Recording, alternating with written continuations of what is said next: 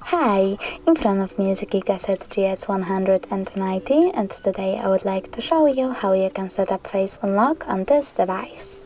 Start by opening Settings.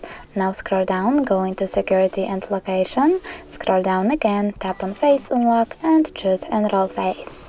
Then enter your current login method, read the disclaimer and tap on the blue button over here. Now read the instructions and tap OK.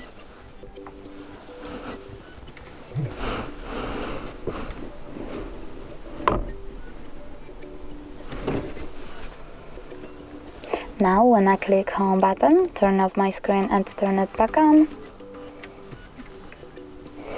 I can see that Face Unlock is working properly. Thanks so much for watching. If you enjoyed this video, don't forget to leave a like, comment and subscribe. Bye!